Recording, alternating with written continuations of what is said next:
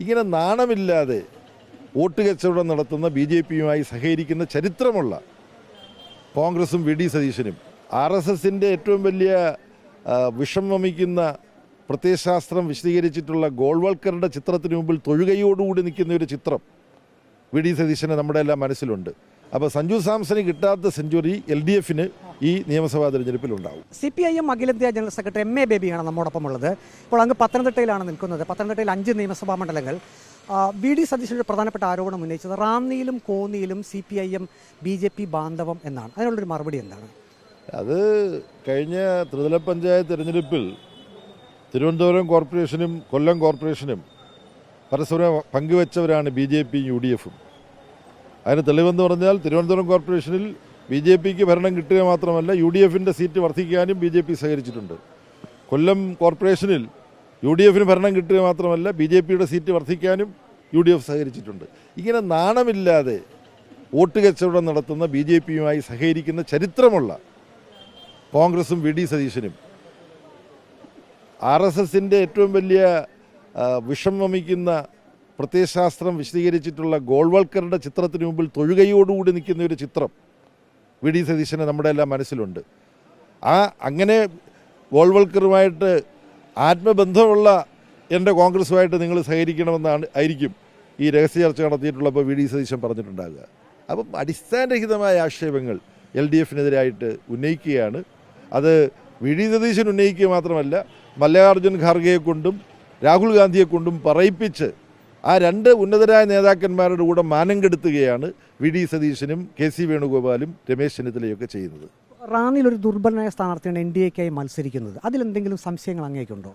അല്ല, BJPയുടെയും NDAയുടെയും സ്ഥാനാർത്ഥികൾ അവർ UDFുമായിട്ടുണ്ടാക്കിയ ധാരണ പ്രകാരം ബലമുള്ളവരെയും ബലമില്ലാത്തവരെയൊക്കെ പലയിടത്തും നിർത്തും. അങ്ങനെയാണല്ലോ പിന്നെ നിയമമണ്ഡലത്തിൽ നിന്നും UDFും കോൺഗ്രസും BJPക്ക് അസംബ്ലിയിൽ ഒരാളെ ജയിപ്പിച്ചു കൊടുത്തത്. പിന്നെ തൃശ്ശൂരിൽ നിന്ന് ജയിച്ച BJPയുടെ സ്ഥാനാർത്ഥിക്ക് കിട്ടിയ വോട്ട് എവിടെ നിന്നാണ്?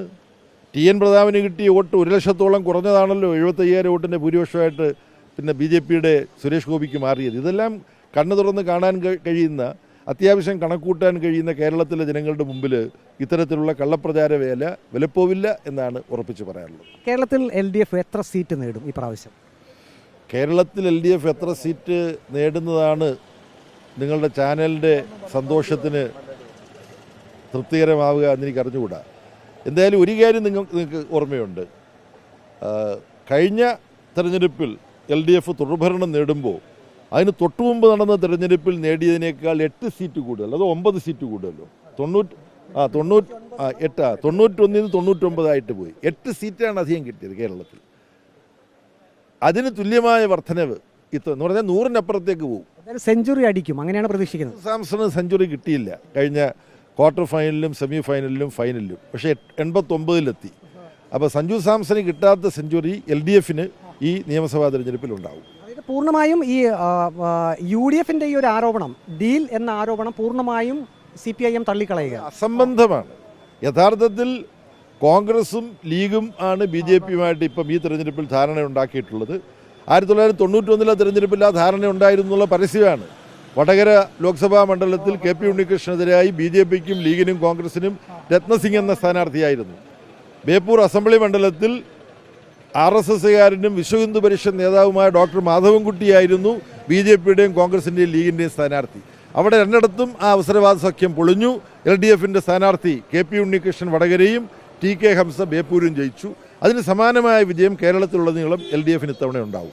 UDFിൻ്റെ ഏറ്റവും പ്രധാനപ്പെട്ട ഒരു ആരോപണം, കേരളത്തിൽ ഈ നിയമസഭാ തെരഞ്ഞെടുപ്പിൽ CPIM BJP ബാന്ധവം ഡീൽ, ആ ഒരു ആരോപണത്തെ CPIM അഖിലേന്ത്യാ ജനറൽ സെക്രട്ടറി MA ബേബി പൂർണ്ണമായും തള്ളിക്കളയുന്നു. കോൺഗ്രസും മുസ്ലിം ലീഗും ഒപ്പം തന്നെ BJPയും തമ്മിലുള്ള ധാരണയാണ് ഈ നിയമസഭാ തെരഞ്ഞെടുപ്പിൽ ഉള്ളത് എന്ന ഒരു ആരോപണം കൂടി CPIM അഖിലേന്ത്യാ ജനറൽ സെക്രട്ടറി ഉന്നയിക്കുന്നു. വീഡിയോ ജേർണലിസ്റ്റ് അജി കുടുംബനൊപ്പം reporter Praveen Purushothaman, in reporter, Pathanamthitta.